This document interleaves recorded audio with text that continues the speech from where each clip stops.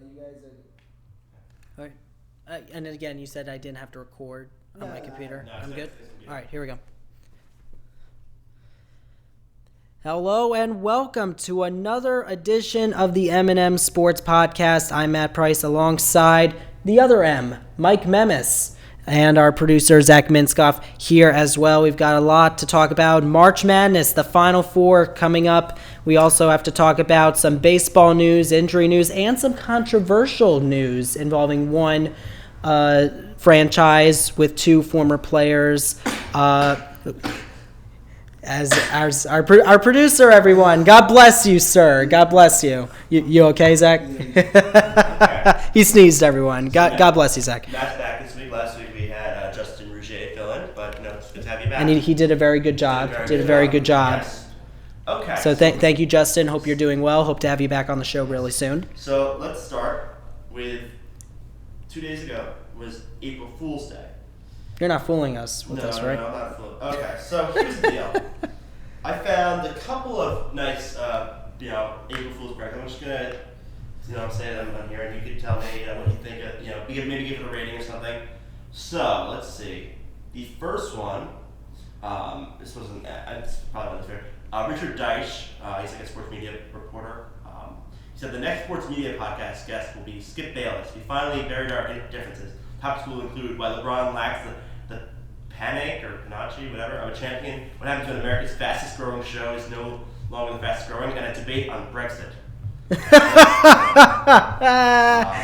Next one, Tom Brady created a Twitter account. And then he faked his retirement.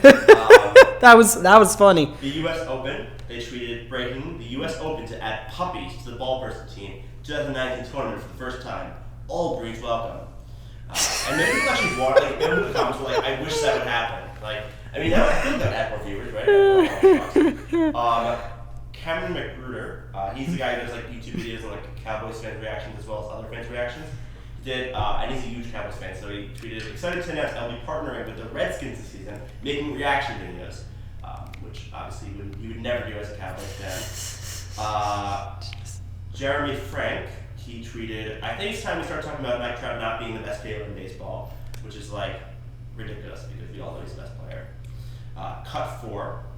I'll show you the video while I'm talking about it. So they said the absolute best double play you'll ever see. Oh boy! There's the one where I don't know who's playing second. I remember. I think that was either Torres or LeMahieu who played that. Off first base. It was just luckily it hit off the thing, so no, they didn't advance the base. They hit off the dugout. Yeah, that was really weird. That was a weird throw. I don't know what happened with that. And here's the last one. Mike Wise. He is currently a columnist for WSA 9. So he said in 1996, Cash Cheerleader came up to him during the Knicks game. She said, "Are you Mike Wise from the New York Times? OMG, I read everything you write. I went to talk to her after the game, and she blew me off. I walked into the locker room. Patrick Ewing looked up and smiled. April Fools." I don't get it. The cheerleader didn't read his articles. A cheerleader was interested in the columnist and read. And then all of a sudden he wanted to go find her and talk to her after the game, and she never showed up. Ewing set him up. Yeah, Ewing set him up. Oh boy. And it was That's pretty funny. Yeah, no. I pulled a prank yesterday on some of my friends, including those at the sport radio meeting. Not yesterday. It was on April Fool's Day. On April Fool's Day, and I texted some of them, or really Snapchat them, saying that I was leaving Ithaca College. I was leaving because I had a lot of stuff going on at home, and it just wasn't the right time to be there. And what was really funny about it is that I had some of my friends actually saying, "Oh, Matt, we'll miss you so much. If you ever need to talk to someone, just let us know." And they also had the red heart emoji on there as well. And I was sitting with my friend Olivia Schlackman, who's dating our other friend Cam Gasmer. That's their private lifestyle. But anyway, the point is I was staying with my friend Olivia, all right? I was staying with my friend Olivia, and we were both cracking up because she was there as I was texting them. And what's also funny about it is she's also friends with someone that I've been friends with since freshman year, and that's Josie Berman. She's a junior as well. And she literally pulled one. I was saying this in a joking manner. She pulled one out of the Maddie P playbook, in which she was telling some of her swim teammates, "I've accepted some sort of internship or a scholarship at another institution, and she's leaving Ithaca." You should have put why I'm joining the athletic. That would have been the funniest. That's become a meme because it's like, everyone does that when they join the athletic, and now also when anyone joins the Oakland Athletics now, right? Why I'm joining the athletic. It's just a joke. So it would be funny if you did that, and you just put and it was just a broken link, and everyone's wondering what's happening. And right. I didn't do any. I didn't do really any April Fool's prank for that day. I didn't really do much that day. That was a great day. Did you do anything for April Fool's Day? Nah. Did you get pranked? No one? Oh well, maybe next year. No. Maybe next year. Make sure. No. Yeah. But anyway, we had a lot of fun. We had a lot of laughs, but something that I guess right now we can't laugh about. We're getting to seriousness now. We're getting all serious. We've got more March Madness. Yeah, we got a Final our Four of this. Are nothing to laugh about. Right, our brackets are busted. So terrible. Our brackets are busted officially now, and we have a Final Four like no other. The good news is I won our bracket challenge. It wasn't much people. It was just me, you. It was all my 3 of my brackets, but only one was serious. Cal and you, and I won on the Michigan State game. Oh wow! No, yeah, I won by 10 points. So if I didn't get that Michigan State game, Cal would have won. I mean, there was no prize to the winner. But where did I finish? Bragging, you got 3rd. Oh man! Yeah, you got 730 points. Oh Cal man! got 830. I got 840. And Cal had a really pretty good bracket though. I was surprised. There was a lot of upsets. But no, with that bracket, I got 94.2% right, so that's pretty good. That's pretty good. Or maybe that's 94.2 percentile, whatever. Cal had a good amount right. He had 95% going into it, and I was at 86, and I was like, oh, I'm in real trouble. And then Michigan State got that, and I was, that happened. Yeah, going into the Sweet 16, that's when things started to fall apart. I mean, I think I had a good first day of the Sweet 16, but then the second day things started to go awry, and then the Elite Eight, that's when everything went downhill. No, everything. All of my Final Four teams knocked out. I didn't even have Virginia. No, same. I only had Michigan State in one of them, and that was it. I think everything else is all knocked out. Mm-hmm. It sucked. I didn't get to see the end of Kentucky's my favorite college basketball team. I didn't get to see the end of the Kentucky Auburn game. That was a great game. There was 3 minutes left, and then I was like, I know that by the time once it gets close to the end of the game, they're gonna call us for debaters and Big Red Face Up. Just what do you know? 3 minutes left. They call me there. I'm watching the interview on my phone while they're setting up. Then it goes to overtime, and so I was able to watch it kind of the end. Then it goes to overtime, so I don't get to watch overtime because I'm debating at that time. So then I kind of knew Kentucky lost by then, but just someone would watch that on the computer. Mm-hmm. But I wish I got to watch the end of that. It sucked. It was bad. It was bad timing. Yeah. So now let's just quickly get into our Final Four predictions. Okay. Well, first let's talk about the other games though, because Duke what am I doing? What am I doing? Duke was upset. I had them as my champion. 2 nail-biters. They lost to Michigan State, which was I did predict it on our radio show, but also it was just kind of because I didn't want to. I kind of just on the it was kind of more guessing. It wasn't like I thought so really. Mm-hmm. But they finally lost, which is crazy. They had the top 3 recruits in the class. But let's do our Final Four predictions. Yeah, it was a shocker, and it's funny how, just want to say before we get into the predictions, it's really funny when it came to Duke. The 2 games before that, they won by inches, and I mean that literally. They won that by inches, if not centimeters. Mm-hmm. And here we go. They missed. There was 1 key free throw towards the end of the contest that was missed. Had that free throw been made, we probably would have a tie game. Who knows? We probably went to overtime. No, yeah. You never know. But that was just an absolute shocker. But I mean, hey, and also when it comes to Purdue in that game against Virginia, had there not been that last second shot, Purdue would be in a Final Four. Because this Elite Eight appearance that they had, this was the first one since 2000. That was an insane. That was a great game. Give Purdue credit. Probably the best game of the tournament, just because of the ending. Sure, yeah. That pass was really good, and it didn't look like it was like it didn't look that way. It was like it was that hard, but it was a really good pass. He threw it almost like half the court, and most people would just try to shoot it, not look for a guy on the other side of the court. Yeah, they won it by just a point, 1/10 of a second. Yeah. That was great. All right, now to the Final Four like no other. We've got Texas Tech taking on Michigan State. Texas Tech is a 3. Michigan State was a 2 in their respective parts of the bracket.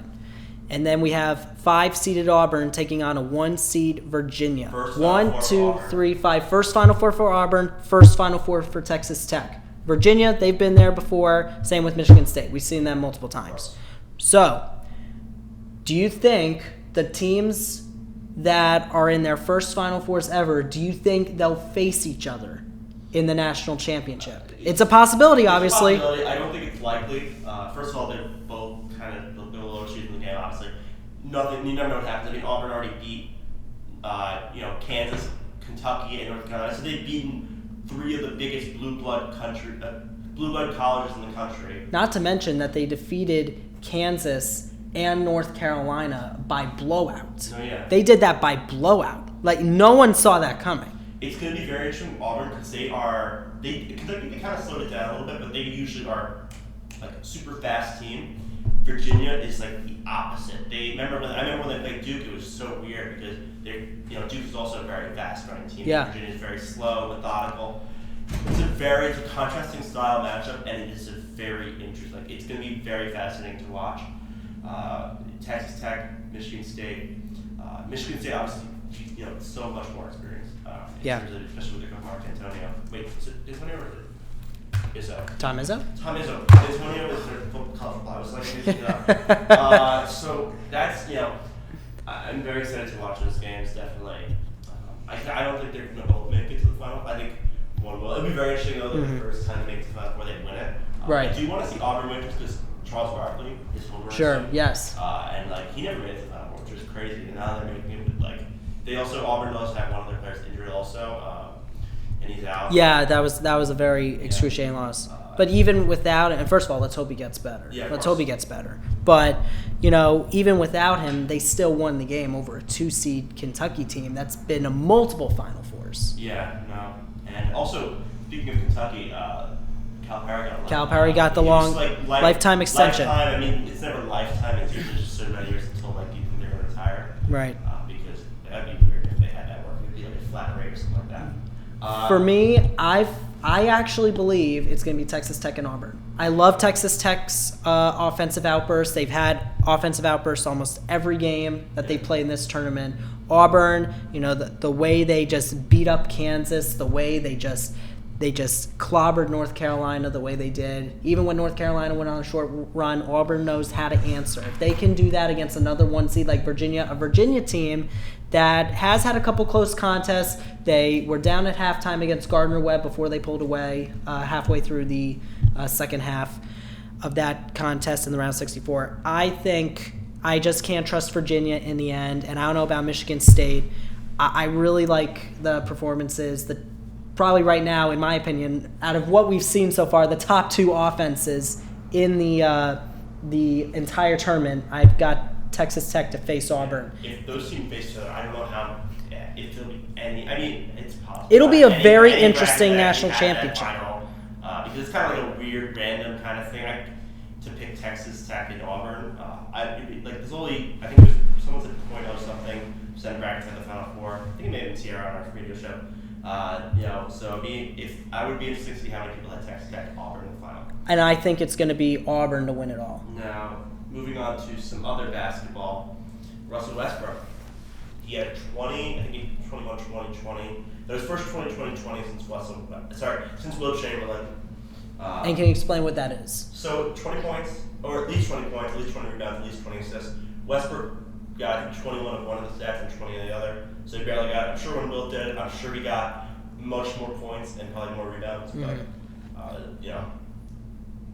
I'm surprised no one actually did it, especially with Magic. I'm surprised Magic never did it. LeBron's actually never. Something interesting. LeBron's never got 20 assists or 20 rebounds in a game.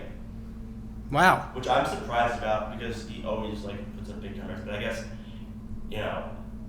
assists I'm sure he would if he had sometimes it looks like he should have just because they just missed a lot of open threes. But it's a crazy stat.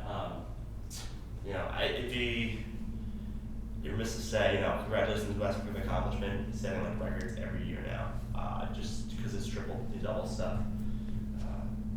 So congrats to Russell Westbrook. There wasn't much to talk about with that.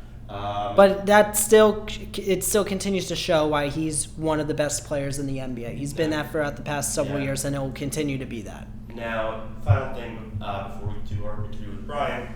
Yes, we have Bryan Hultgren of the Weekly Pitch coming on the show, by the way, so stay tuned for that. And I don't know the rest of TV. Well, not entertainment exclusive, the screening room. Oh, the screening room. Okay. So AAF, it's done. Didn't even last season. Yeah, they suspended operations just yesterday. Yeah, no. I had a feeling that this league was not going to be successful. I heard rumors, and I don't know about every sportsman. I lost interest about after 1 or 2 weeks. I kind of tried to watch a game when Menzel got signed, but I don't think I watched. I don't know, it's always the same thing. They don't have enough money. They either try to compete with the NFL and they fail because it's the NFL. This one they actually tried to do a different approach to development league, but you also have CFL for that. A little different rules, but you still have CFL. So it's they kind of already have that established. Now all these players are kind of without a job, football players. So.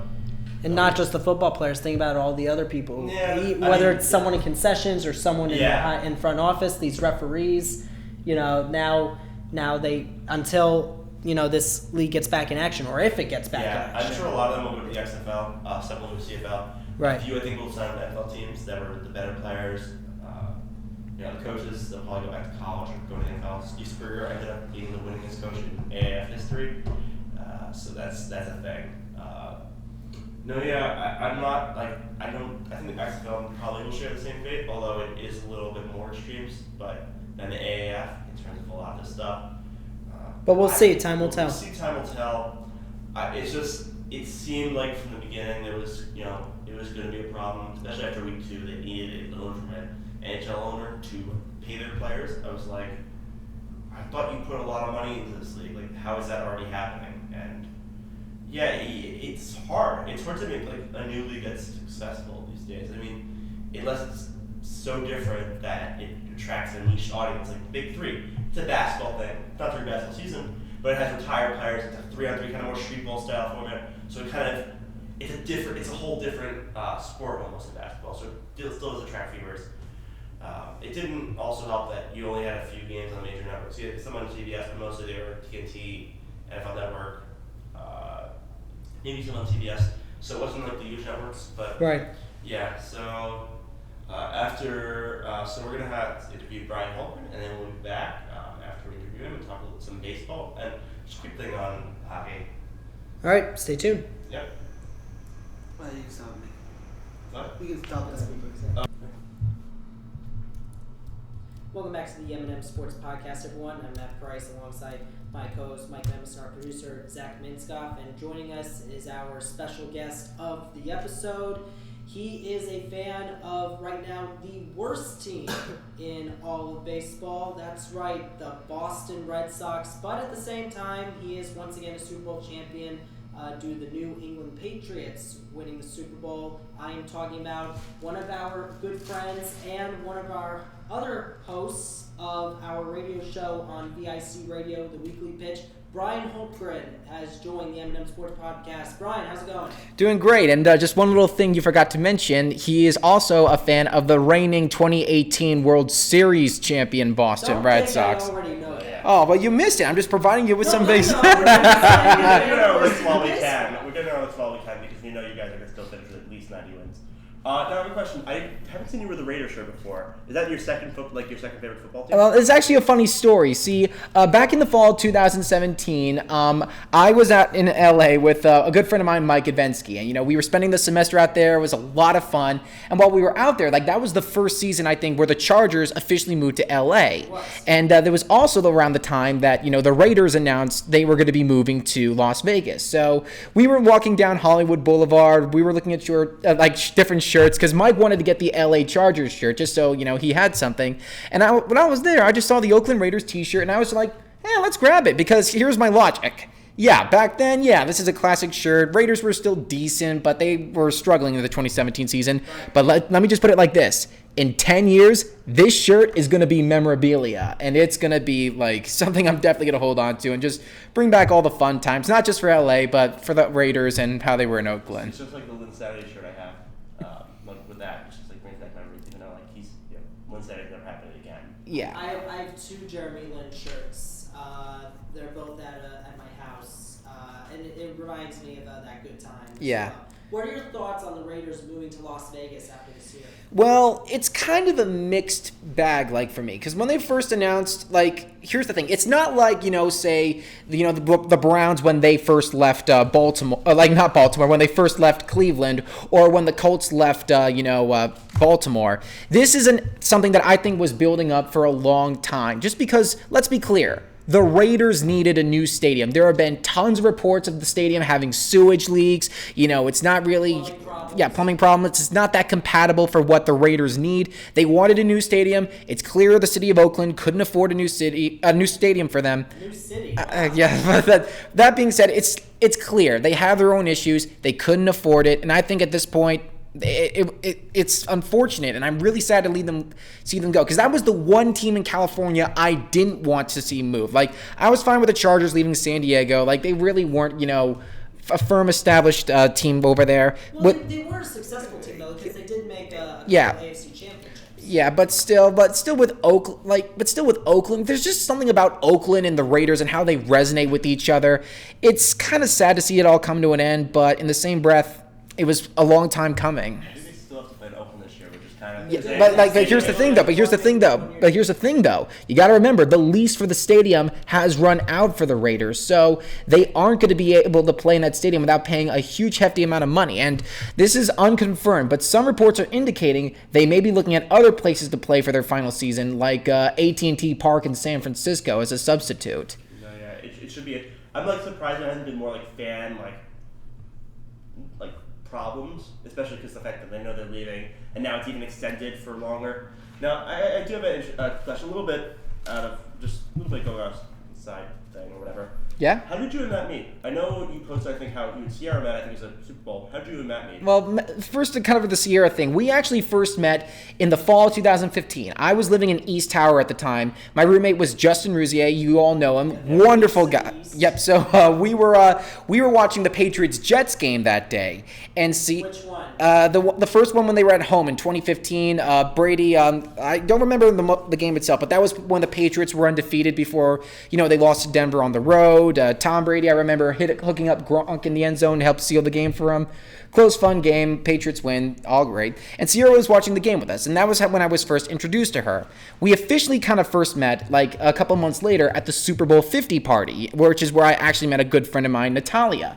And here's the fun story with that was that I thought she was working there, because I was there by myself. Justin was off campus doing something, and I was just like, hey, do you know when this event starts? No, but you're more than welcome to watch the game with us. So yeah, I sat with them. We talked the whole night. We even got tickets to see Deadpool later that week. It was a lot of fun. All right, but now switching over to Matt. So this is a fun story. So I was actually this is I think back when I was a freshman or sophomore. That was a sophomore. I was a sophomore. Sorry, my memory's a little hazy. It's been a long time. I didn't even know you when I was in high school. Okay, this was when I was a sophomore. You were up here. I was down there. I was down near New York City. All right. Okay. So, it's been a long day. All right. Okay. So I was hosting an episode of Sports Journal that day. This was my second time hosting the show, and I learned I was doing it with Sierra, and I read online I was doing it with some kid named Matt Price. And here's the thing with Sports Journal, most of the time people would always show up late, they would come in last minute, or they wouldn't even show up at all. So we would have one of the heads of the radio department step in and fill it for them. I even remember a good friend of ours, Emma Beltrandi, had to do it once for me. Yes. So I get to there, and there's the Giants-Eagles game on, and there's Matt Price narrating the entire game like as if he was doing play-by-play action. And I didn't know Matt at the time. I did not know Matt. And so basically I just said, hey, man, okay, we can hear the commentary. Calm down. We got this. We can hear what's going on. The Giants won that game, and I remember because this was the year that they last made the playoffs. Yeah, I remember that too. And I remember just a couple minutes later, you leave the room, I think to go to the bathroom or something, and I was giving updates about the Jets game, and I just remember saying, Jets throw an interception in the end zone, and you were just so angry about that. I don't remember that episode itself, but I still remember when we came back off the air to talk about the NFL, we started with the Jets since it was still live, and you just ripping them apart. It was so much fun. It's always fun to make fun of the Jets. No, yeah. I mean, doing the play-by-play is a very smart thing. I've heard that from someone as good advice. I haven't done it. How long have you been doing that? I know you put it up still on your Snapchats and Instagram stories and stuff. Oh yeah, so I was. This goes back to high school. I was a part of the varsity football team when I was a player as a statistician team manager, and I was asked during sophomore year, when that was my first year with the team, I was asked by the head coach who lives down the street from me, and he and I have been friends for several years now. He asked me if I wanted to announce the football team. So I did, and that's when I realized, oh my God, I think I know what I want to do. So I was doing PA announcing for a couple football games over my tenure throughout the rest of high school. And I was also PA announcing boys and girls varsity basketball games after I did not make the cut for boys basketball tryouts. So then I just started, I just continued to just say certain calls I would rewind on my television anytime someone hit a home run or a walk-off or a big hit, and I would just do my own version of it. Yeah. And just put it on my story. Now, I don't really do that a lot anymore, but I still like to do it because I feel like it's good practice. Yeah. It's good practice. It's great experience. As long as you don't annoy anyone. Yeah. Because, they want to watch the game for themselves. Yeah. So if you did go to the Super Bowl, I think that'd be like a mob on you. Yeah. I'll tell you what, my sister a few years ago, she was not a big fan of me doing that. She was like, stop, or something like that. Yeah. But I love my sister. Yeah. I love her so much. But here's how I speak of it, because Matt and I are actually roommates living in the same apartment. Yeah. If it's at 7 p.m. at night, or if it's an 8 o'clock, 9 o'clock game, yeah, go ahead, go nuts. But if it's at 12 a.m. when I'm trying to get to sleep for my 8:30 a.m. the next day, yeah, could you keep it down just a little? When did that happen this year? When did that happen? Actually, just the other night. I was in my bed sleeping, and I heard you yelling about something. No. I was on the phone. I was FaceTiming a couple friends who texted me out of the blue. Oh my God, is that when you went to Instagram Live? What? Is that when you went to Instagram Live? No, that was... Oh, okay. We're not talking about it on the podcast, but I was like, what the hell's happening? Yeah. Don't worry, I don't really do that a lot. Yeah. No, I was just like, I went to, I think we were going to talk about sports, because that's what usually happens when it's like ice. I will next time, I promise. Oh, yeah. I was just my friends and so on. No, Yeah. Of course.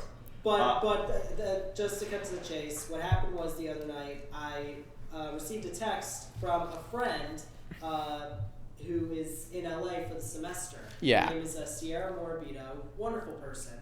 And she's with three of my other friends who are in LA right now, Maren Kerr, Kat Snyder, and Francesca Cerchio. And they just texted me out of the blue saying that, we were just thinking of you, we talked about you, so just wanted to say that we miss you, hope you're having a great semester. And then before I text them back, I just decided, you know what, I'll FaceTime them. Mm-hmm. So I called Sierra, and I'm just having a 10-15 minute conversation with them, seeing how they're doing. And this was actually a couple days before they went to the Dodger game on Sunday. A game in which they saw the Dodgers come back against Arizona and win 8-7. So yeah, they had a great time. I'm sure they Yeah. sat on the upper deck of Dodger Stadium, which seemed pretty cool, along the right field line. Yeah. And but yeah, that's what happened, and I apologize for being too loud. Yeah, relax. And it's actually a good thing that I woke you up at that time, right? Because what happened a couple hours later? Around an hour later? A couple hours later, that was like around 12 a.m. last night, so I actually woke up at 4 a.m. and I couldn't fall back asleep at that. No. This was before Oh, Saturday. the weekend. Yeah, Saturday. Weekend. Well, technically, I was still kind of like trying to fall asleep at the time. So here's the story. So, like Saturday night, like I was just dead exhausted that day. I was just completely out of it. You were done. Yeah, the Red Sox were losing. We'll get to them in just a second. And I was just dead tired and I wanted to fall asleep. Next thing you know, I just hear someone go, "Hey, how you doing?" It's Matt Price on the phone. Like, and I was just too tired to like get up and say anything. Yeah, so I just pick up my phone, which was on the side of my bed, and just go, "Hey, could you keep it down? I'm trying to sleep." So, I texted you saying I'm so sorry. yeah, and I didn't see it because I set my phone to do not disturb. So, So now you're throwing my apology out. I do accept your apology. I accept your apology. Hey, I saw it the next morning, okay? And we talked about it later. It's all good. Sure. But so about 20, 30 minutes later, I hear a muffled, like, from like a quieter voice going, "Hey, Henry, did you see the Red Sox came back? Mitch Moreland hit a 3-run bomb." And like me, like 95% asleep, like 5% just kicked up to 100, and I was like, "Oh my God, what?" So I just go up and go, "Thank you, Jesus." And I found your tweet. Yes. I found your tweet after, so I guess you, at the same time, I am sorry. You should be thanking me for keeping you up. Well, I probably would have seen the result either way, so it's a half thank you. Right, that's a nice way to go to sleep peacefully. Yeah, I mean, it's gonna happen on Monday. Imagine Monday someone said that to you, and then it's like April Fools. Like they're like, "Hey, Red Sox are coming back," and then it's like, "Oh no, wait, it's still the same school." Let's just say, thank God I don't have any like stink bombs, or Ithaca College doesn't allow like any of that type of stuff, because Matt would have found quite a bit of a mess when he got back into his apartment the other day. Oh, you little. I'm a merp? What's a merp? It's a Because censored word. I Matt don't said really we're a curse, family-friendly show. It's a Family-friendly podcast. All right. So that's why I did that. Okay.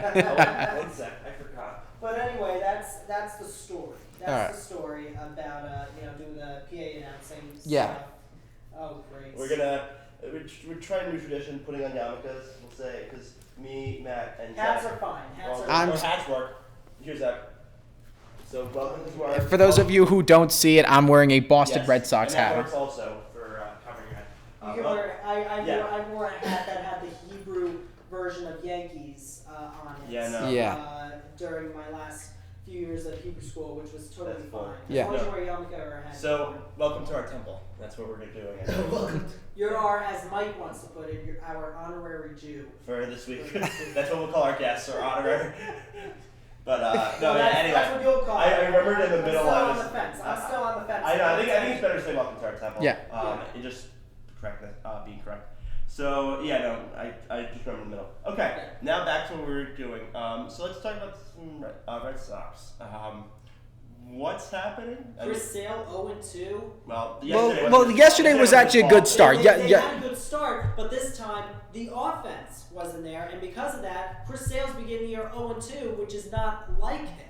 And yes, he had a good performance last night. His only mistake was giving up that home run to Matt Chapman in the first inning. That was it. But still, it's unlike him, if you know what I mean. It's unlike us seeing him beginning the year 0-2. For me, like from the statistical level, yeah, that's the one way to look at it. But in the same breath, it's just like I don't even know what to pinpoint the problem with the Red Sox right now. So opening day, let's just say, I'm not going to mince my words, I was completely surprised. To start the game off 2-0, like I remember, like 2-0. I was actually having to meet up with someone, a friend of mine, Scout, because we had to do something for our acting final. We had to rehearse. So I get in my car, I check the score, it's 2-0. I get in the car, I drive all the way from Circle Apartments over actually to the parking lot right outside Boothroyd, check my phone, 3-2. Okay, we're losing. Chris Sale's had a rough inning, right? Yeah, rough inning, probably come back.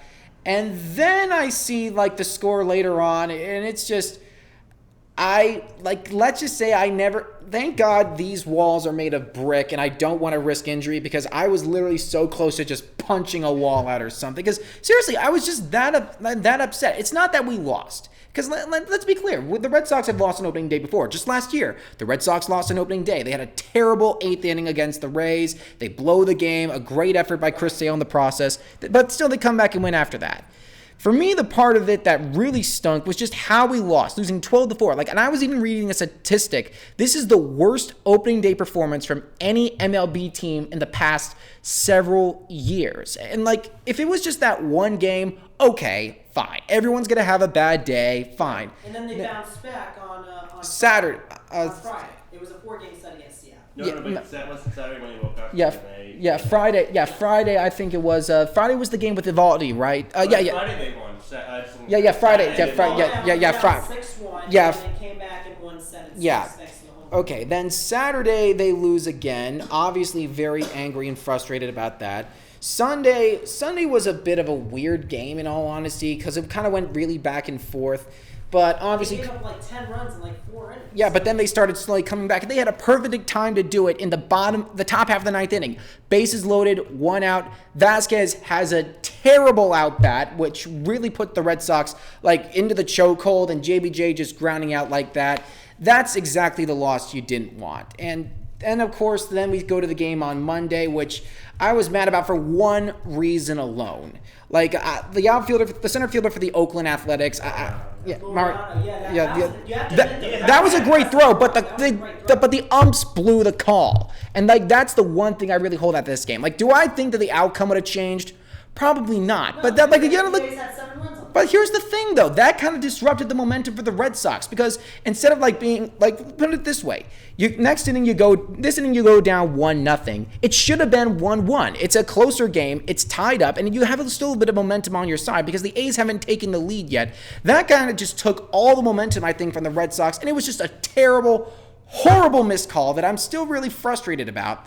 And then last night, Chris, the offense, I think it's just. I don't know if it's just because they're gassed from their series in Seattle, which I think would make some sense considering just how many runs they were putting on the board. If it weren't for the starting pitching, Red Sox would probably be at least near 500 right about now.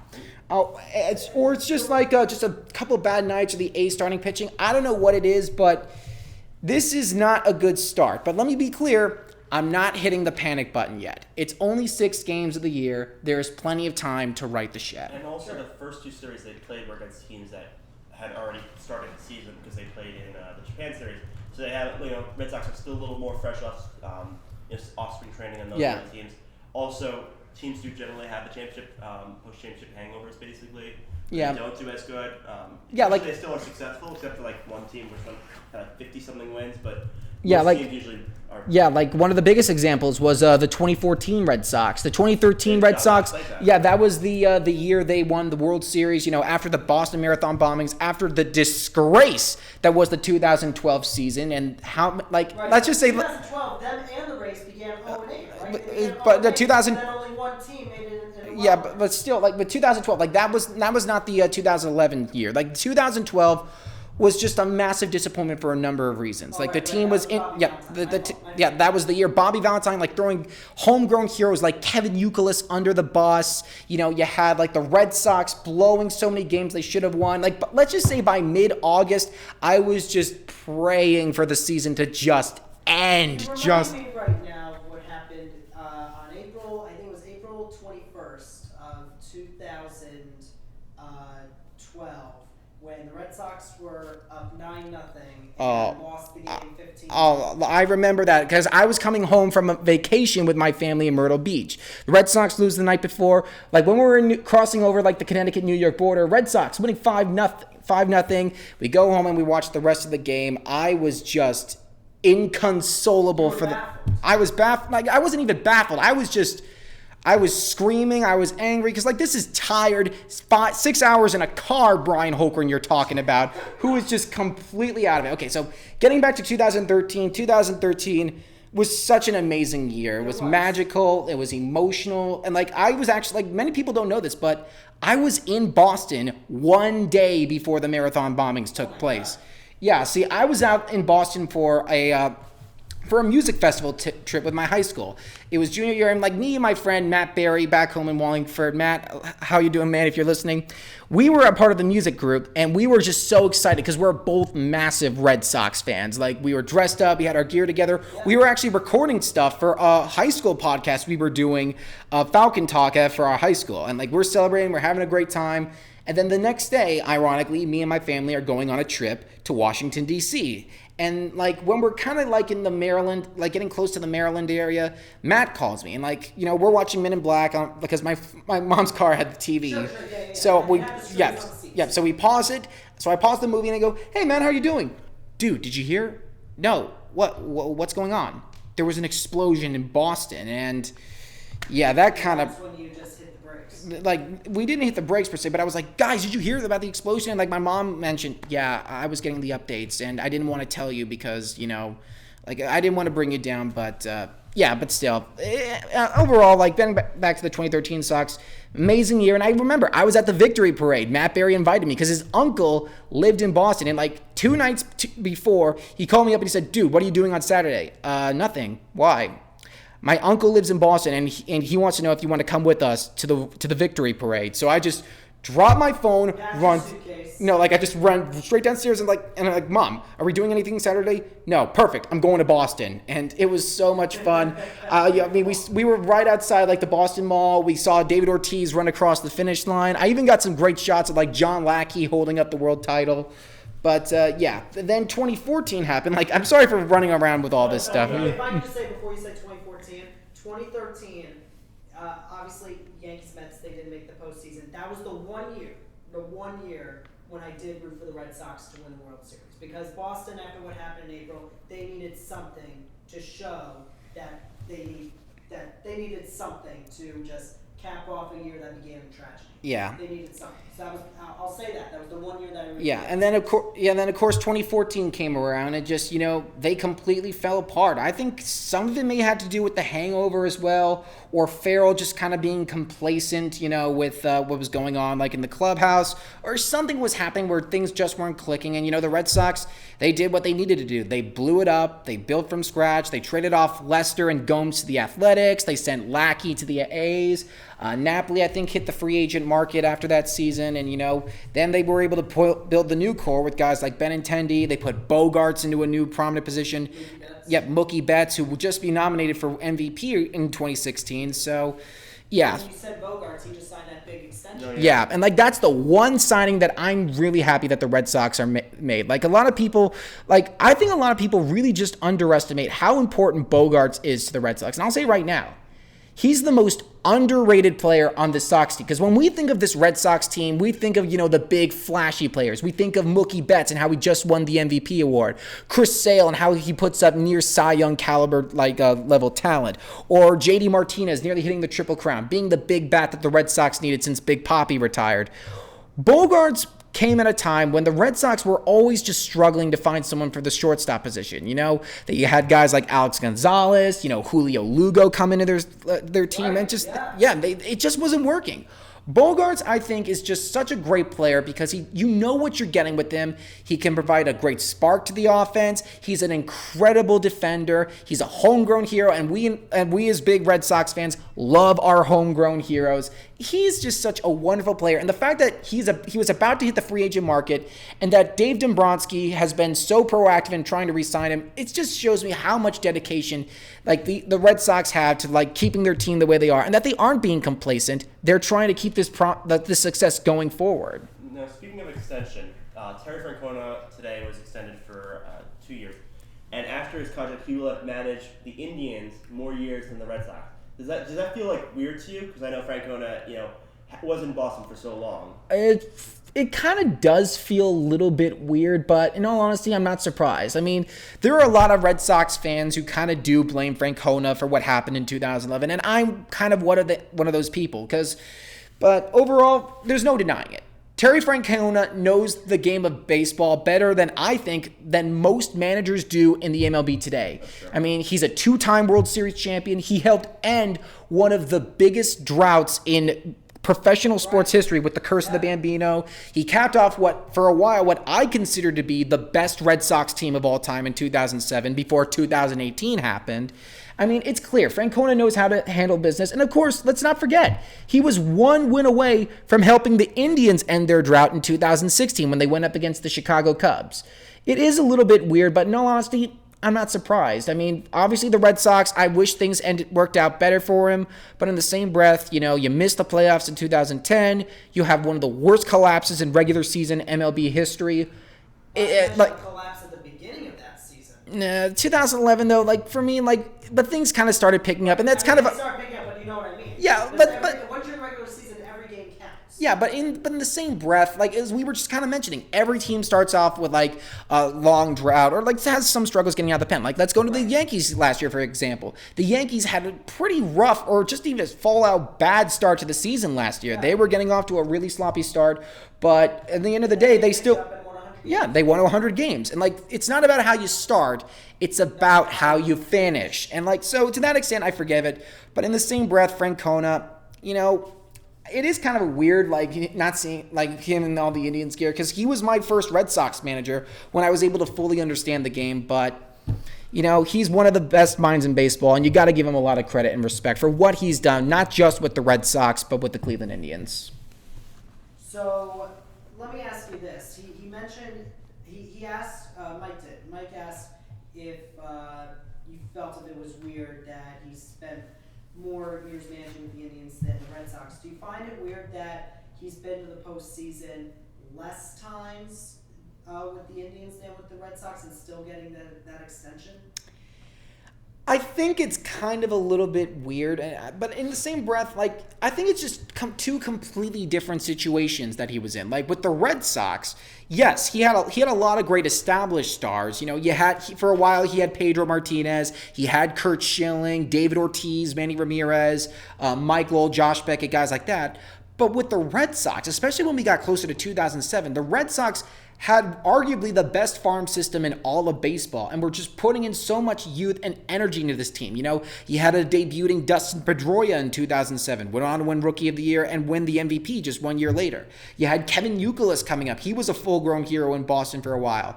John Lester injecting some youth into that pitching rotation, which was desperately needed. For a while, I can't believe I'm mentioning him in the same breath of these guys, but Jonathan Papelbon, he brought him in and helped turn him into a closer for a time. I have no feelings positive whatsoever for Papelbon now, however, especially after 2007. But the point is that he had a lot of great things going his way when he was in Boston.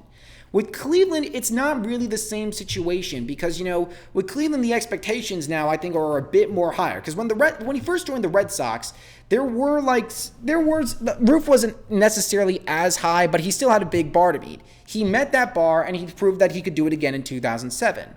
With the Cleveland Indians, everyone's looking at him going, hey, you ended this long drought for this team. Maybe you could do it for this team. And I think for a while it was working out, as we saw in 2016. But the problem is, I think a lot of the players in Cleveland right now are kind of getting past their prime. They aren't really injecting that much youth in with their farm system. Not to say that the Indians don't have some great players in their farm systems. They do, but it's clear that something is just not clicking with the Indians that it was clicking for the Red Sox back in the mid-2000s. I just think it's two different situations that he's in. I think part of it is the amount of money they had to spend, just because, Cleveland, they traded Brantley to Sox because they just, they probably could have kept him, but, they felt I guess Naquin was a cheaper option in the outfield. Yeah. And, Red Sox, even though they're not much of it, they're not a top five in terms of population, but they just, because it's Boston, there's such a huge sports town, they pay a lot of money. Yeah, and I think it's also, I think, to kind of add to your point, two things. One, Cleveland, I understand. Cleveland loves their sports and they're dedicated.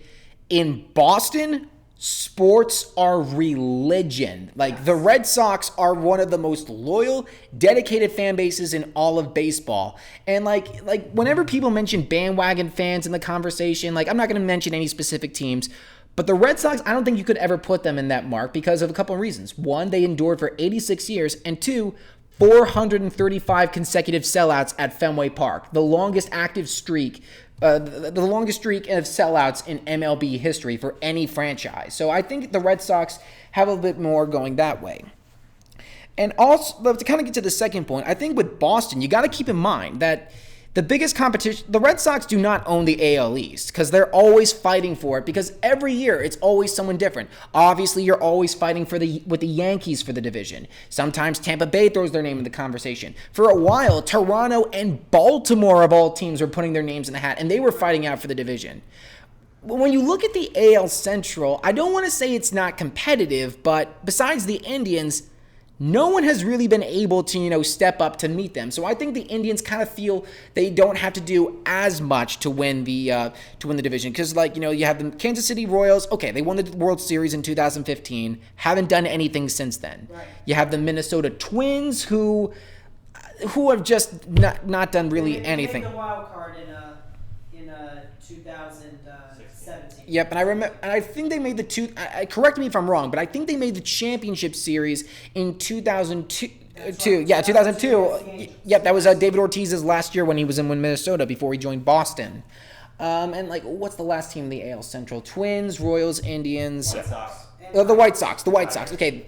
Oh yeah, the Tigers. Yeah, White Sox, Tigers. Tigers have been so close so many times, never pulled it off. And the White Sox, minus the one run they had in 2005, have been silent for this entire century. That's not entirely true. They made the. But you're right that 2005 was their first World Series since 1918. 1919. 1919. My apologies. 1919.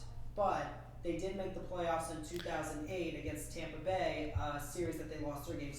Yeah, but the point is just with the AL Central, for the most part, it's not really as competitive. There just haven't been any consistent contenders. Because with the AL East, it's all the Red Sox are always in the mix, the Yankees are always in the mix, the Rays are always in the mix. So the Red Sox feel like, okay, we need to start developing our talent. We got to spend some big money to get these guys to come over because they're going up against the biggest market and the biggest team in American professional sports history in the New York Yankees. They have to be able to spend that money and they have to be able to develop talent because they're also their biggest rivals and they're going to be holding another thing they'll be able to hold over them for now and all time. With the Indians, they just don't really have anything that there's not really anyone in that division to kind of give them that push to go the extra mile to spend on these players. Now, you talked about how towards religion in Boston. What is the craziest thing either you or another Boston fan has done, that you've seen done in person? Have you seen? What's the craziest thing you've seen a Boston fan do in person? That is their loyalty to the team. That is really difficult because I'm more of a moderate Boston sports fan. It's I love my teams and I'm going to support them to the bitter end, but I don't follow them as avidly. I can't really remember any specific story, but. There are just a few. Does this include games I've seen that, or just more? I'd say in spirited person because I'm sure I could put on a game and I could find something crazy, but more okay, in person, or even just someone a story you've heard that isn't known to the general public. There's one story, but just because it's a story about my mom and one of her ex-boyfriends. I don't know the full details, and I don't want to bring her on the. But I will say this: I do remember one of the more crazy antics. I'm sorry for ranting about this. Yankee fans wearing Yankee gear to Fenway Park when the Red Sox are not playing the Yankees. What is the freaking mindset to that? That also happens. Would you make the same case? Yes. That happens to Red Sox and Met fans wear their gear in Yankee Stadium when they need their. Yeah, well, I've never been to Yankee Stadium before, so I can't really attest to that culture. Know if it's more in either one. But it's good that you're making that comparison though, because the Marlins man, the guy who wears the Marlins jersey behind home plate and goes to every baseball game possible, even during the World Series. But here's the difference though. Name one historic bitter rivalry between the Red Sox and the Marlins. What beef do they have with each other? Only Yankees and only Yankees. I'm saying you're mentioning the Marlins man. You're mentioning the Marlin man. He does it. But here with the Marlin man. Fine, he's not doing it to antagonize anyone. When you're wearing Yankee gear to Fenway Park and the Red Sox aren't playing the Yankees, it's kind of waving the red flag in front of the bull. You are begging to be antagonized. Because that kind of leads into two stories. So back in 2005, I actually went to it was my first Red Sox game, September 2nd, 2005. My mom got invited with some friends of hers from work. When we were in the luxury box, we got a beautiful view of the ballpark. We're towards the right of home plate in the upper deck. It's a lot of fun. Our own private suite. It's a lot of fun. So we were sitting there, and like kind of like in the section below us, we see someone wearing a Yankee hat and a Derek Jeter shirt. And like about a couple minutes later, I don't remember all the details, it's a bit fuzzy, but someone actually just went down there, grabbed his hat, and just threw it back into the crowd. The guy had to be escorted out of the park. I think it was the guy in the Yankee stuff, just because they had to get him out of there because they didn't want him to get hurt. Yeah. And I don't think he ever got his hat back. But then Red Sox lose the game. I was upset, obviously. But then I got to go back the very next year.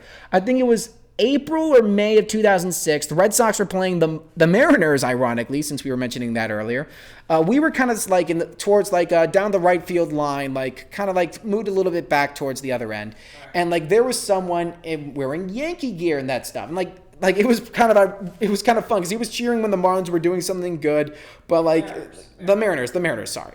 So he was sharing stuff when the Mariners were doing good. And then pretty soon, everyone in the section just pointed him out and just chanting at him, Yankees suck! Yankees suck! And me, being the energetic kid that I was, wanted to join up on it. But my mom and my dad were like, if you say that at all, we are leaving. So you literally just zip, not mentioning it. The thing about all this is that, everyone wears different things all the time to ballparks. If they want to root against the Red Sox, let him root against the Red Sox. He's there to see a baseball game. He's a Yankee. He's a diehard Yankee fan who wants to root against the Red Sox. But you know what? He's just a guy going to a baseball game. There is no rule. There is no written rule saying that only fans of this specific team can sit and watch a baseball game at this specific But in the same, but in the same breath, if you're going to antagonize and deliberately try to mock the other team and just kind of get in people's faces about that, then I have no problem if if security wants to escort him out because he's kind of disturbing everyone. And the thing is, the worry is things are going to get too heated and things could get really physical. It's kind of I don't want to bring this up as a big comparison because I don't know if it because of just how extreme it was, but it's kind of like the Steve Bartman thing. Bartman did something pretty innocent. He wasn't antagonizing anyone, but in the same breath, you had to get him out of there because things were going to get heated and you got to worry about everyone at large rather than just the one individual. Bartman was there to watch the game too, but the way that things were escalating around him, you had to get him out of there. But, I understand that. The thing is, though, this particular fan at the Red Sox game, did he actually, besides wearing the Yankee stuff, did he actually say something? I can't. Did he say Red Sox suck? I can't say that. I hope this guy strikes out. I can't say it for sure because because of two reasons. One, that was back in 2006, 13 years ago. I was too young to remember all that stuff. And two, he was kind of sitting far away from us. If we were sitting in row 1 per se and rows the bottom, he was probably in row 14 or 13 or something. We heard him yelling out loudly a couple times, but yeah, still. Okay. Now let's shift gears to basketball. Yeah. There are a lot of Boston Celtics fans that say they want Kyrie gone after the season. Are you one of those people? That is a pretty tough question, but I think in all honesty, I'm am getting on that boat with Kyrie Irving. And look, it's not because I don't think Kyrie Irving is not a great basketball player. It's clear he is a fantastic basketball player. It's just that right now with this particular team, with this particular culture that they have set up, it's just not working. It's not clicking the way that the Celtics really want it to work. Because the expectation for the Celtics this year was that they were going to be the team to go to the NBA Finals, that they were going to be the ones to challenge the Warriors, the Rockets, or whoever it was. And right now they're fighting with Indiana. They're 4 or 5 spot, while the Sixers are number 3.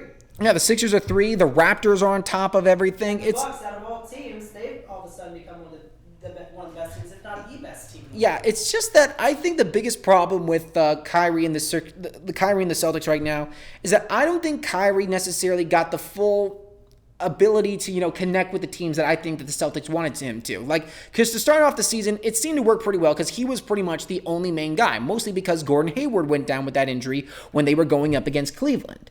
And then, of course, you see what happens, when Kyrie, later in March that year, he got injured and he missed the rest of that season. And in the meantime, you had all these players on the Celtics, connecting with one another. They were building their chemistry and they just developed a style of play that worked. And if it weren't for LeBron James and the Cleveland Cavaliers, Warriors, they probably would have gone all the way to the NBA Finals. Like, I don't know if they would have won. I personally would have probably still picked the Warriors, but I think it would have been much different than people believe. And remember last year, also I think another big reason why Boston finished as strong as they did in terms of the regular season and making it all the way to the Eastern Conference Finals. Remember Isaiah Thomas, who's obviously not with the team anymore. He lost his sister. Yeah, and but the team just. But Isaiah Thomas got traded to Cleveland, though. Like, he was part of the. He got traded to Cleveland after this year. Am I right? No. He got traded for Kyrie. Kyrie was. They had Terry Rozier playing point guard. And I don't know who their back was. I guess it was I Smart. thought that No. was that 2 years ago? Or one- Kyrie was part of the deal in the trade to Boston. No, I know that. What I'm saying is, when it came to last season, before this year. No, last season it was Kyrie. Oh, okay. 2 so years I ago. got 2 my years ago was that. 2 years ago. I got my years mixed up. I'm sorry. It's all good. Forget I said that. No. Now, do you think there'll be any either Ainge or Stevens will be fired after this year? Because they're always like so praised, but now this season's kind of like a weird season. I do not think you fire Brad Stevens. What Brad Stevens had to do was really just bring this team kind of back to where it was missing for the past couple years. Because obviously, Paul Pierce was getting older and he was eventually shipped off to Brooklyn. I think with Ray Allen as well. Doc Rivers was fired, a long-term coach for the team who won them an NBA Finals, their only NBA Finals championship of 2008. And Brad Stevens, the style of play that he brought into this team was just a more youthful, more energetic style of play that the Celtics were kind of missing for a long time. And I think in the same breath, you gotta give him a bit more chance, because you saw what he could do when, just last year. That's his full potential, and he could definitely do it. This year, okay, it was a hiccup, bad year. It happens to the best of them. But if this happens again, next year, I think you could start making those conversations. Because before last year, he really didn't have the talent per se to kind of help push them over the edge to get close to the finals. This year, you do. You have the guys, like Marcus Smart. You got Gordon Hayward. Like Kyrie Irving, you have him for right now. I think you can definitely hold on to that.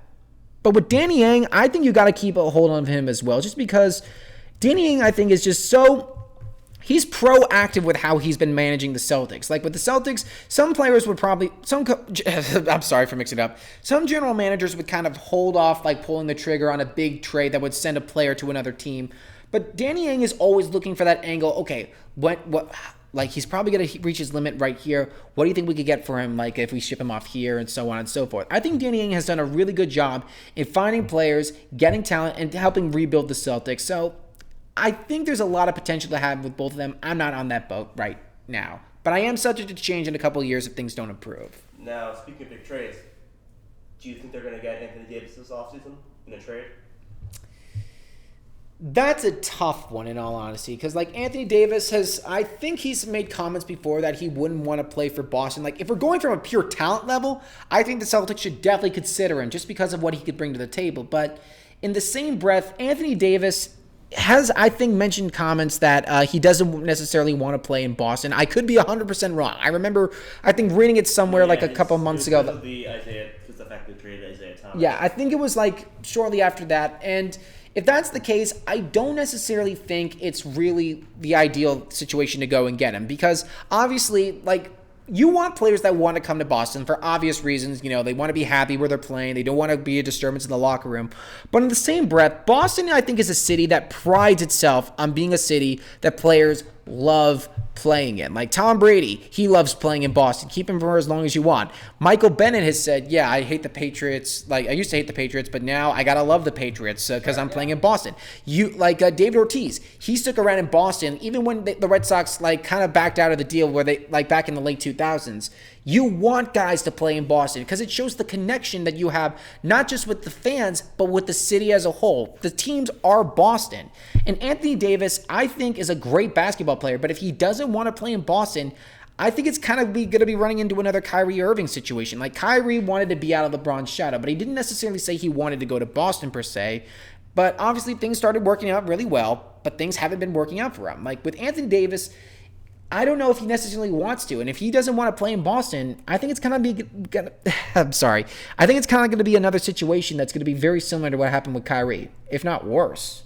Yeah. Do you think if Boston doesn't go for Anthony Davis, who should they go after? It's really hard to say, in all honesty. I think the big thing is that I think Kyrie Irving, the more I think about it, I think just has to leave Boston. And like I said, it's not because I don't think Kyrie Irving is a great player. It's just not working out. Kyrie Irving is a great player. The Celtics are a great team. They have two different styles that aren't really meshing right now. Things aren't working out. You got to move on from them. I think, in all honesty, I think you can still win with the core that you have right now because you still got a lot of great players on this team. You got Marcus Smart. You have Gordon Hayward. Why am I blanking on his name? Yeah, Jason Tatum. That's who I meant. Jason Tatum, who I think could. Yeah, Al Horford. You got a lot of great core players ready to go that are full of youth and energy, and the fans love seeing them. And that's what they were able. And they just look at it this way.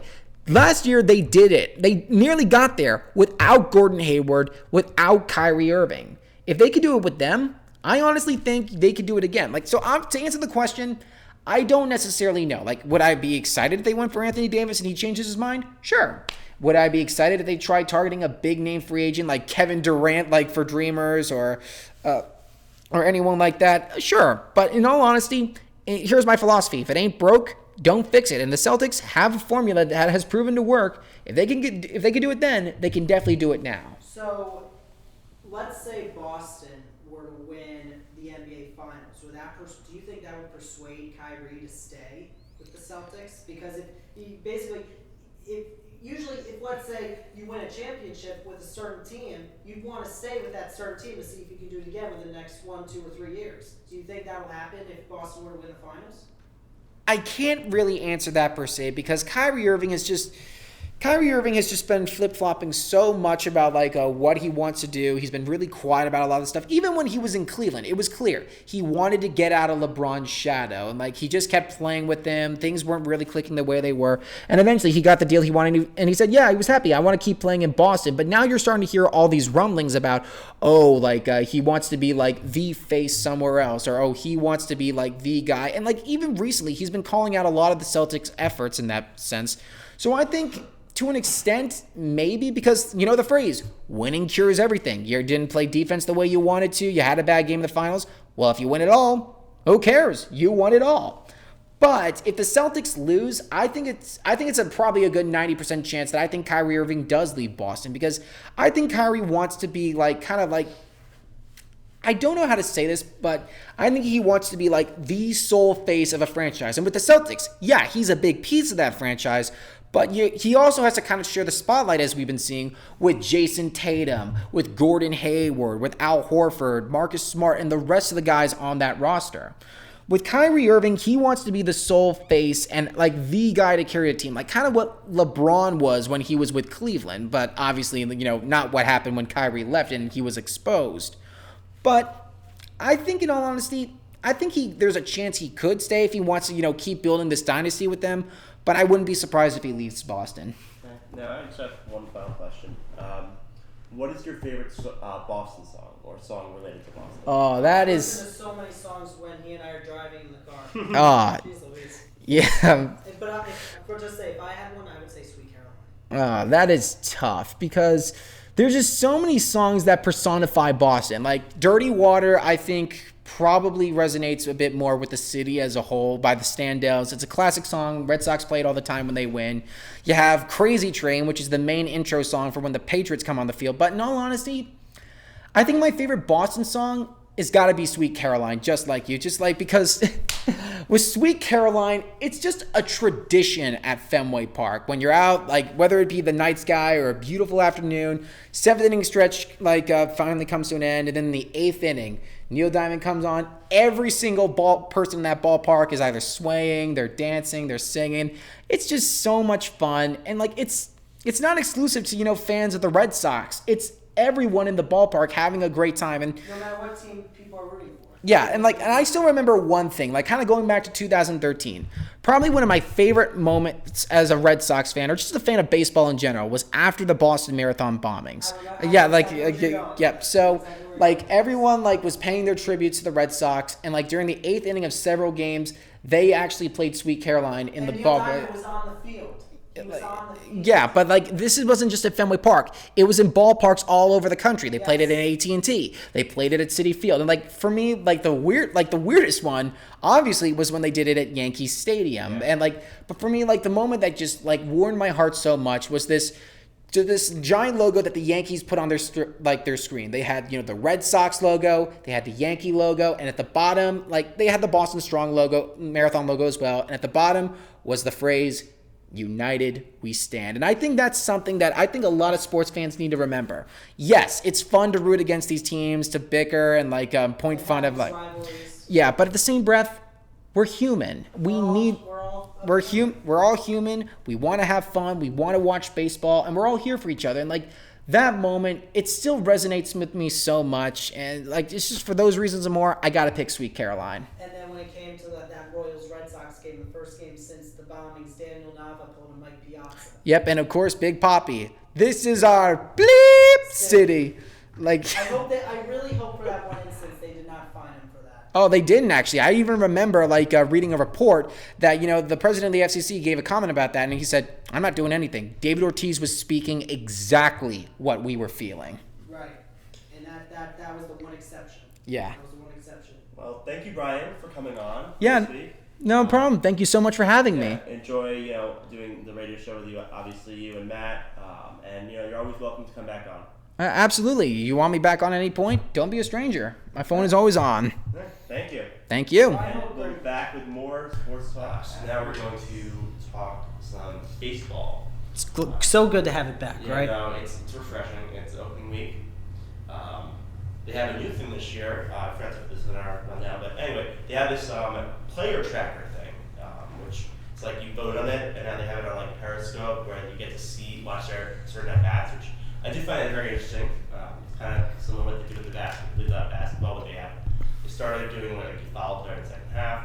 So I'm interested to see that. So that's that's always exciting when you add something new. None of the rule changes have seemed to affect the game that much yet, which you never know. There could be a critical game where it happens, and then everyone's going to criticize it. Right. So now let's start. Yankees, they're injured everything. Yeah, now they're starting. They look like the Mets with their injuries. I was thinking exactly the same thing. I mean, you look at the players. Ellsbury, he hasn't played a single game in the regular season for at least a couple years. Yeah. He's still out. Aaron Hicks is out for a little bit. Didi won't be back until either May or June. Severino won't be back until probably May. You have Sabathia, who probably will come back. According to Aaron Boone, he might be back when the Yankees come back home. Obviously, the Yankees have their last home game of their 6-game homestand this afternoon against Detroit. And by this afternoon, I mean Wednesday, April 3rd. So whenever you hear this, that's when we did the show. But I mean, the list goes on and on. You even have Giancarlo Stanton. And now, all of a sudden, Miguel Andujar is, they're going to see how this injury unfolds within the next 2 weeks. But right now, season-ending surgery is on the table. So, and this is the last thing the Yankees won. He was one of the best hard-hitting infielders in the game last year. He was one of the runner-ups for Rookie of the Year. He was with Gleyber Torres in that category. And now we're kind of forced to play DJ LeMahieu out of his kind of preferred position. Obviously, he does play around the infield, but like second baseman is his best position, and probably first and third. They're apparently giving Greg Bird ground as a third. I don't think that's going to happen. And you also have Tyler Wade, obviously. Right. So it really sucks. And I guess when Didi comes back, you can play Tulowitzki at third. Or LeMahieu. LeMahieu still, or obviously. LeMahieu. I don't think played third yet. No, he hasn't. And I don't think they're going to try to do that because they don't want to risk injury to another young guy. Right. So they've been struggling. It's only been helped by cushioned by the fact that the Red Sox have been doing worse. But they need to kind of get it together. We already lost to the Orioles, so we may lose one to the Tigers. So. Well, you never know. The game hasn't happened yet. Another part of New York. So Ron Darling, he has a book, and he accused Lenny Dykstra during the '86 World Series, basically hurling racial epithets at Oil Can Boyd, and who's a pitcher for the Red Sox. African American pitcher for the Red Sox during that time, and that caused Dykstra to hit the home run. So it's been back and forth. It seems like no one believes Darling, though. It seems The closest thing I think he got for endorsement is Oil Can Boy basically said, I didn't hear it, but I believe he may have said it just because I guess Dykstra's history. Whose side are you on this, though? Honestly. I mean, obviously, I don't know. I mean, this was news to me when it broke out yesterday. Yeah, it was. Because I didn't know Darling had made these accusations in the first place. In fact, I don't even know when he first made these accusations. And then I get an alert yesterday from ESPN saying he's standing by them. So, look, I know Lenny Dykstra, he's been through legal trouble in terms of drug possession for a while. In fact, I believe just recently he was in more trouble. But, if these allegations are accurate, and right now we don't know. I mean, it was 1986. None of us here, not you, Zach, not you, Mike, not even myself, we weren't even born yet. I was born in 1998. You guys were born in what, 2000? Yep. So, I mean, it's really something. But if this did happen, I would be shocked. I'd be very disappointed, and it's sad that that was going on back then. It's sad that we're dealing with stuff like this in society today. We see it all the time, whether it's in sports or not. We definitely see this kind of stuff outside of sports, which is heartbreaking to hear about. And Ron Darling, he's one of the best minds in the game. He's been covering Mets games for years. He's been doing the MLB on TBS. He's a great analyst for MLB Network. I don't want to play the game of it's my word against his. And the same with Lenny Dykstra, even though he's been through legal trouble, it's my word against his. I mean, Darling's just a commentator. We were both players, but, I don't know what Dykstra's argument's going to be. But, I don't know if I can take a side yet. But I will say, again, if this did happen, if Lenny Dykstra did do that during the 1986 World Series, and I don't know if, like you said, the pitcher for the Red Sox, what was his name again? Oil Can Boy. Oil Can Boy. He said that he didn't hear it because the place was loud. It was Shea Stadium, right? It was Shea, or it was either Shea Stadium or Fenway Park. It was Fenway or Shea, whichever one it was. It might not have affected the way he pitched, but nevertheless, that's unacceptable. If Dykstra did do this, it's totally unacceptable. Yeah, I mean the thing is, no one has come to the wrong side. Every Met teammate, they've been interviewed, obviously all of them. They've interviewed a few, and they all said Dykstra didn't do this. That Darling's a liar. Obviously, Darling is a more public figure than Dykstra, so in terms of that, Dykstra, when he went on the Michael Kay show, he was pissed. He said he would if they met up, he wouldn't after the ball, he would F and drop him. He would just he'd fight him because he feels like you're attacking. We were on the same team, and now you're turning against me. And you're accusing me of stuff I didn't do. Obviously it's from 32 years ago. We won't have tapes of we'll see what he's. I mean, I guess you can see the game, but I'm sure we won't ever know unless both of them have the same. If Roger Darling admits he's lying or Dykstra admits he said it, but it's. Did Darling say Did Darling say what game of the World Series he alleged this occurred at? I'm gonna see. I mean, it was a game because at games 1, 2, 6, and 7 were at obviously Shea Stadium, and 3, 4, and 5 they were at Fenway. Let me see. I mean, it was obviously a closer one. Let me see. Let's see if this is something Lenny Dykstra. Just quickly looking. Mike Memis is right now checking what game Darling has alleged. When did Dykstra hit the home run? Yeah, I mean, he hit it in multiple games. Because he was a star during that World Series. No, yeah, he was great. He was great when he played in that World Series in terms of talent. I'm trying to figure this out. I mean, right now. We'll just pause. We'll pause this stuff. Move on with this. I mean, right now, Mike is still looking, but nevertheless, back to my point.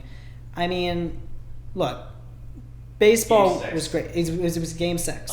So this was Game 3. I'm sorry. Game 3. So it was at Fenway. It was at Fenway. Yeah. So this was at Fenway Park when Dykstra hit a home run. This is the game that Darling is alleging. We do not know, obviously, if these accusations are accurate and if they're true. But again, if they are true, then I would be very disappointed and very upset. And I'm not saying that because, it's the Mets and I'm a New York sports fan. I'm saying that as a human being. Yeah. I'm saying as a human being. And look, I'm not condoning Dykstra at all for any of his other legal troubles, like with the drug possession and stuff like that. We all know about that. But, in the end, one human being to another, it's sad if this did happen. I'm not taking sides here because these are accusations that are serious, but, they're, unless you look at the tape, we here at the M&M Sports Podcast or the Weekly Pitch, our other radio show, or any other show out there, we don't know any proof. Ron Darling is putting words out there in a book. And I don't want to create this sensationalism, where, the media has its perspective. I'm not going to be a part of that.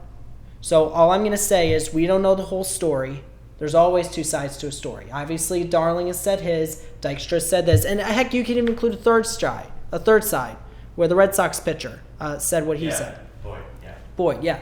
So, I'm not going to get involved with this sensationalism, but all I'll say is, and I'll say one more time, if these accusations are true, then I would be very upset and very surprised and saddened and disappointed by these alleged actions by Dykstra. But only if they're true. Only if they're true. That's it. I'm not going to be a part of any sensationalism here where, we come up with a story and then all of a sudden take sides. Yeah. I'm not going to be a part of that. It's developing story. Right, it's a developing story. We don't know all the facts. Yeah. We don't know all the facts. So this is not a great transition, but anyway, pitchers who rake. So yesterday you had Zach Greinke and Madison Bumgarner. I think it was also Zach Davies hit one early in the season. Greinke hit 2 home runs. That's right. Not one, just 2. Bumgarner hit his 18th of his career, although he did pitch. He struggled in that game. Pitching. This is the reason why I don't want a universal DH in the league. This is exciting. I love seeing these pitchers hit. You won't get that because unless it's like a 19-inning game and you need to put a pitcher into, in position and have him hit, you're not going to see that again. And I think it takes away an aspect of the game. I honestly think this should be a universal pitcher, but right now it's split, obviously. So, I still, obviously not everyone's a Bumgarner or Greinke, but it's exciting to see this happen. All these pitchers hit home runs. And Greinke also he made history in last night's game. He was the first pitcher since 1895 to not only hit 2 home runs, but also give up 2 home runs. Hold on, I'm not done. Give up 2 home runs to the same batter in the same game. That has not happened since 1895. I saw that this morning through ESPN.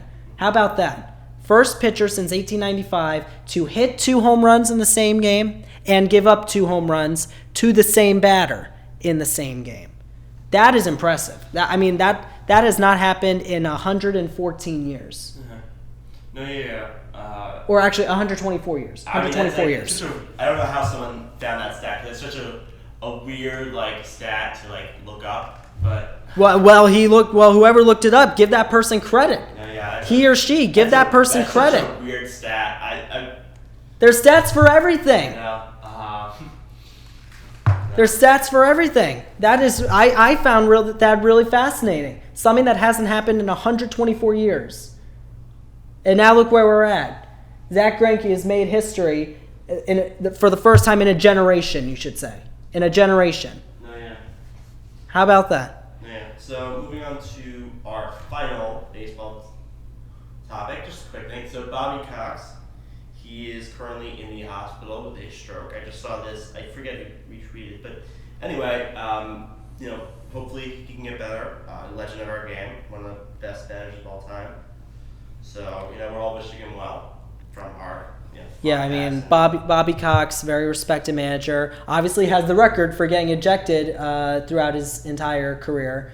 But it wasn't Lou Piniella? I feel like it was no, it was not Lou Piniella. I think it was Bobby Cox. But nevertheless, Cox is a great manager. I remember watching him during my first 2 years of watching baseball in the middle of last decade. Great guy. He's not so much of a guy that you wouldn't say, gets angry too much, even though he does have the ejections record. But, Hall of Fame manager, knows the game of baseball, is a beloved favorite. Heck, even the umpires love him. I remember one point, I think when he was throwing out the ceremonial first pitch or something, I think it was at a Braves game, obviously. I can't remember if it was at the old Turner Field or something like that. And the umpires, for fun, pretended to throw him out. They pretended to throw him out just for kicks.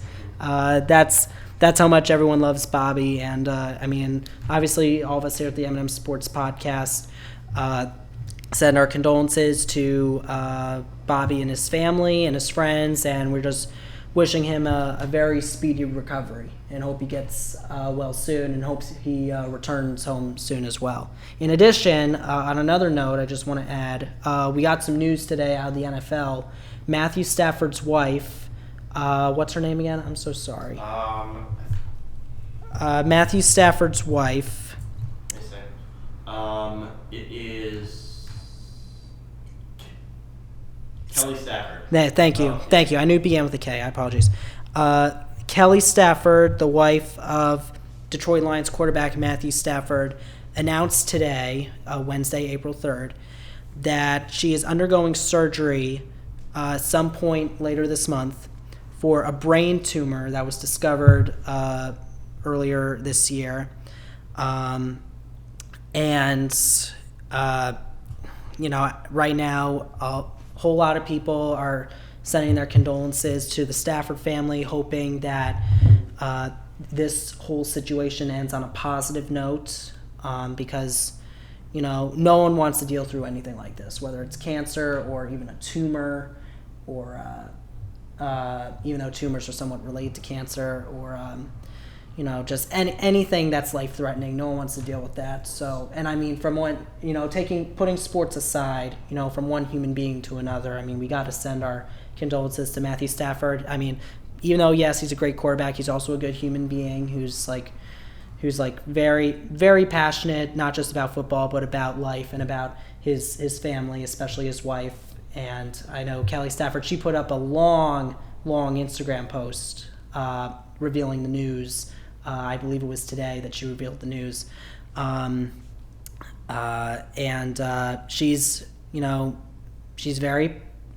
It was pretty much, you could say a positive post, like saying, don't worry, I'm going to beat this.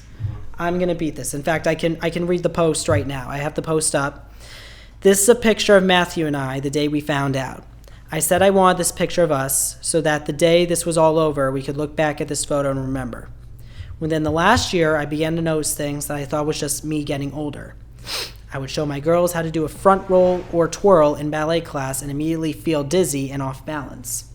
Things that I had been doing my entire life were now, all of a sudden, difficult. The beginning of January was when I experienced my first spell of vertigo. It kept happening, and then it happened while I was holding Hunter. Matthew took me straight to the ER. They checked vitals and blood work. All were fine. Several vertigo spells later, Matthew's team doctor recommended we go get an MRI of my brain to rule everything major out. A few days later, we were hit with the results. I had a tumor sitting on some of my cranial nerves. The medical term they used was an acoustic neuroma or vestibular schwannoma.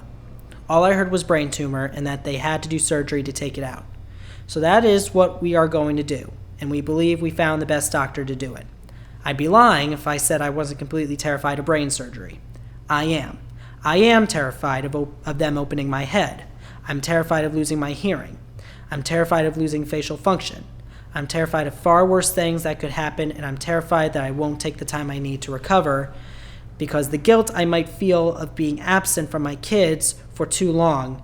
I'm telling all this to ask for prayers and support. Things to pray for. Calmness in these next 2 weeks, as I know anxiety will run high in myself and my whole family leading up to the day of surgery. That God be in the room with the surgeons and give them all the guidance, steadiness, and confidence they need.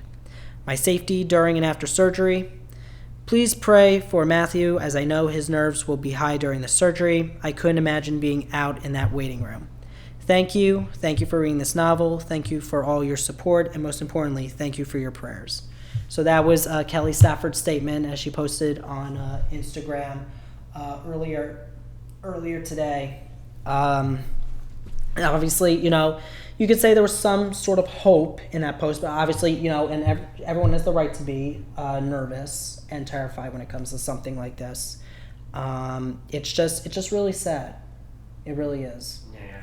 And I think it's only fitting that we all send, our thoughts, prayers, and condolences to Kelly, Matthew, the entire Stafford family, their kids as well, and all the friends of the Staffords, especially Kelly, and just hope for the best, and hopefully she goes out of this strong and better than ever, and that she continues to live life, because, no matter how many years you live, life is very precious. We all got to remember that, and we got to, think of the positives and continue living in a positive way, even if there's a challenge that, hits you and punches you in the gut. So again, thoughts and prayers to the Stafford family, and we're wishing Kelly well, and hopefully she makes a speedy recovery. Preach. I think we'll end it with that. I was going to mention Cornell hockey losing, but that's not much. I mean, they lost for nothing. It wasn't much. But so anyway, I think we'll be done for the day. Do it for the podcast. A little bit of a different note than usual, but nonetheless, wish hopefully they will be able to recover. Yes. And we'll see you guys next week. All right, have a good one. M&M Sports Podcast signing off.